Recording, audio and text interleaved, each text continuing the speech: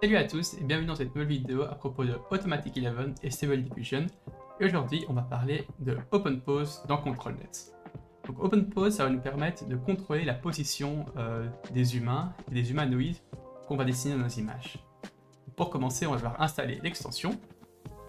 Donc c'est celle-ci, c'est SDWI ControlNet, et vous pouvez aussi tout de suite installer SDWI OpenPose Editor. Je mettrai en description de la vidéo les liens vers les deux GitHub. Et une fois que vous avez installé deux extensions, vous allez aussi devoir installer le modèle OpenPose pour ControlNet que vous trouverez sur le Hugging Face de ControlNet. Le lien sera aussi en description. Aujourd'hui, on va utiliser celui-ci, donc control sd15 openpose.pth. C'est un assez gros fichier, donc je vous conseille de commencer par d'installer juste celui-ci et de jouer avec celui-ci avant d'installer tous les autres. Mais si vous êtes curieux, les explications pour les autres modèles sont disponibles sur la page de ControlNet. Et donc ce qu'on va faire aujourd'hui, c'est ça, donc donner une image en entrée, en sortir une position et générer d'autres images dans cette position-là. Mais il y a tous les autres modèles expliqués sur la page aussi. Une fois que vous avez installé le fichier .pth, vous allez ouvrir votre dossier Stable Diffusion Love UI, le voici. Vous allez aller dans Modèle, dans ControlNet, et ici vous allez ajouter votre fichier OpenPose. Une fois que ça c'est fait, on redémarre une fois Stable Diffusion pour être sûr que tout est bien lancé.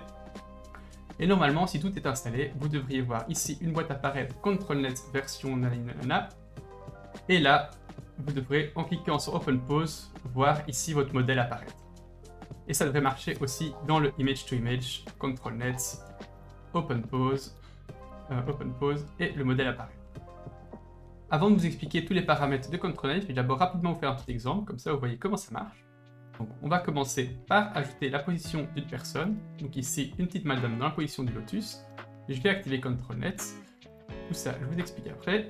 Je vais cliquer ici sur l'explosion, mince j'ai oublié de choisir mon modèle, donc OpenPose, je clique sur le petit explosion, ça va nous générer la position de la madame, que Stable Diffusion va utiliser ensuite pour dessiner une position, et puis ici je mets un prompt, par exemple monk, one, et c'est tout. Je clique sur Generate.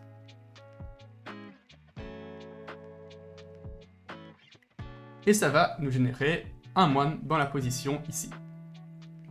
La deuxième extension qu'on a installée, elle nous permet de cliquer ici sur Edit et de, à la main, changer la position de la madame. Par exemple, si je veux que le moine il fasse coucou, je peux prendre son bras, faire comme ça, supprimer la main, remettre une main, comme on fait déjà, add left hand, et la rendre peut-être un peu plus petite, parce que sinon elle a l'air vraiment énorme, voilà, comme ça, et puis cliquer ici sur Send Pose to ControlNet.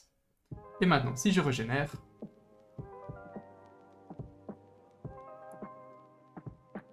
j'ai un moine qui fait coucou. Je vais maintenant vous expliquer tous les différents paramètres de ControlNet.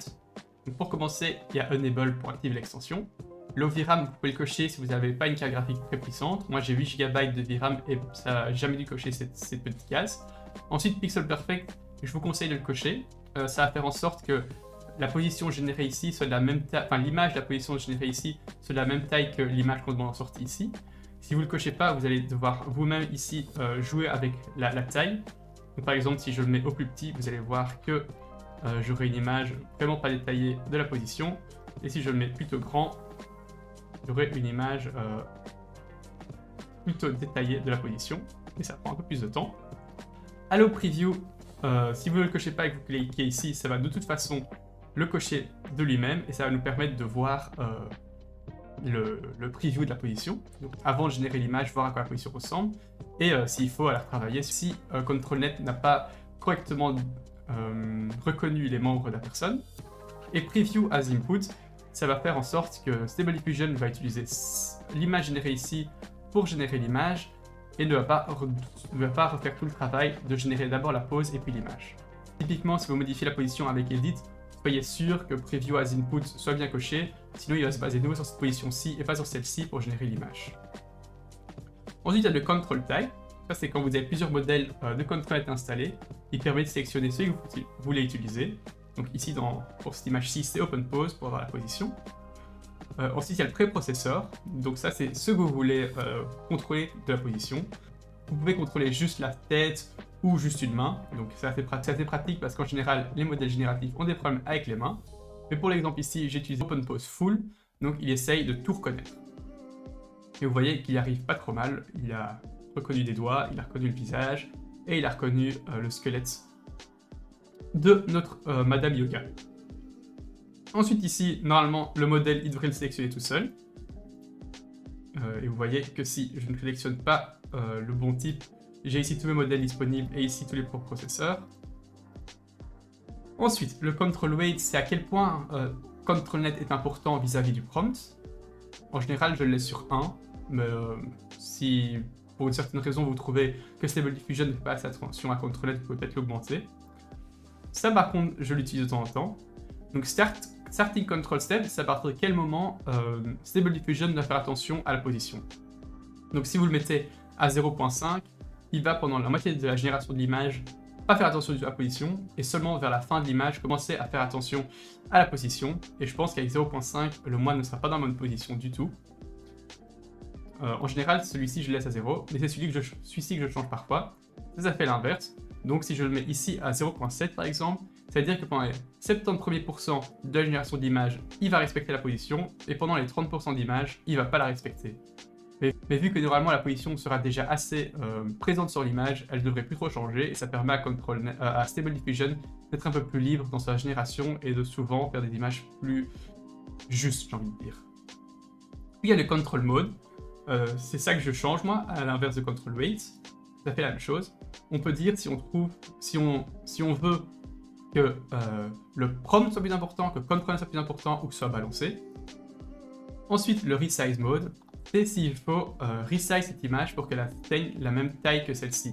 Donc si par exemple ici on met une image carrée mais qu'on demande rectangulaire ici, vous allez voir que si je fais Crop and Resize, il va lui manquer la tête et les jambes. Parce que ControlNet va d'abord couper des parties de l'image pour qu'elle ait la même forme que l'image souhaitée et puis seulement la resize. A l'inverse ici, il va étirer l'image, donc notre moine va devenir un peu plus gros. Et d'ailleurs, c'est devenu des pieds ses mains. Et si on fait Resize and Fill, ça va remplir ce qui manque avec des pixels, donc normalement il gardera la même structure.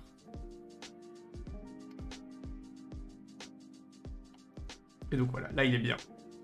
Mais du coup, ce que je vous conseille, c'est d'essayer de donner en input des images de la même dimension que ce qu'on veut en output. Ou plus ou moins la même dimension au moins.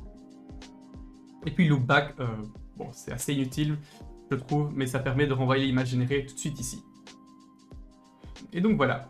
Un autre truc qui est assez important, enfin assez chouette à savoir, c'est que ControlNet marche aussi avec plus qu'une personne. Donc si par exemple, je prends ces deux sujets-ci, et que je génère de nouveau le preview, il va reconnaître qu'il y a un garçon, enfin qu'il y a deux personnes. Et donc si ici, je dis que c'est plus haut que large, c'est le cas, et que je dis a boy and a girl, et que je génère, je me retrouve bien avec un garçon et bon, une fille, mais elle est un peu louche. Un autre truc que je voudrais vous faire remarquer, c'est que toutes les techniques qu'on voit dans mes différentes vidéos, on peut les combiner.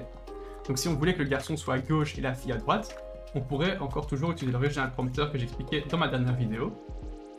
L'activer, ici, visualiser le template, on voit qu'il y a 0 et 1. On la présente comme un prompt et écrire d'abord a boy. Mince, j'ai généré une image. Rake a girl. Donc si vous ne comprenez pas ce que je fais ici, je vous renvoie vers ma vidéo précédente.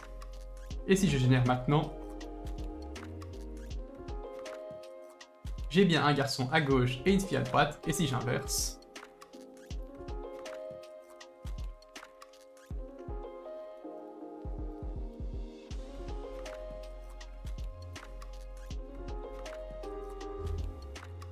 j'ai une fille à gauche et un garçon à droite. ControlNet, ça marche aussi dans Image to Image. Donc faisons un petit exemple. Reprenons notre moine, enfin plutôt notre madame qui fait du yoga en image ici. On ouvre ControlNet, on le réactive, on met Pixel Perfect, on a le preview, on va chercher cette image-ci. Ici on met Open Pose. Crop and Resize, en fait c'est ce que je préfère. On clique ici sur l'explosion. Et voilà.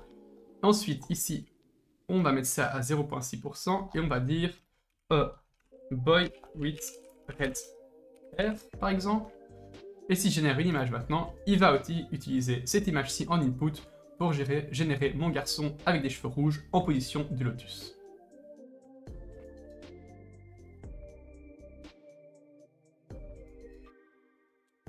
Et donc vous voyez qu'il a gardé plus ou moins les mêmes habits, même ses jambes sont devenues rouges. Donc c'est aussi un problème qu'on pourrait régler avec le Regional Prompter. Donc faisons ça vite fait. Donc, on va ici écrire un Visualize Template, non, même peut-être un Visualize Template. Voilà, sa tête est plutôt dans la zone 2. Donc, je vais faire Use Command Prompt. A boy. Mince, j'ai une nouvelle fréquence l'ancienne génération, soit prêt. Break. Donc 0, 1, 2, 3, 4, 5.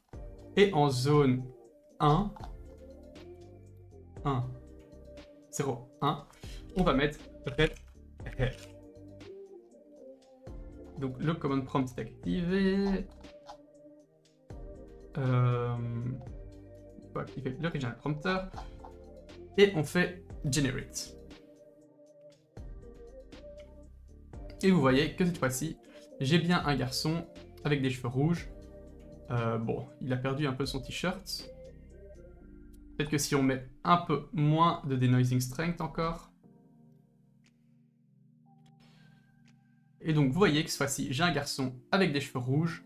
Et il a gardé plus ou moins la même tenue que la madame. Peut-être que si j'avais mis encore moins de denoising strength, il aura encore plus gardé ce t-shirt. Mais il y a un risque qu'il garde aussi un peu la poitrine de la madame et on n'a pas trop envie. Et donc voilà, ce sera tout pour cette vidéo. Dans la prochaine vidéo, on parlera encore de ControlNet, mais d'un autre modèle. J'espère que ça vous a plu, que vous avez appris des choses. Et en attendant, portez-vous bien.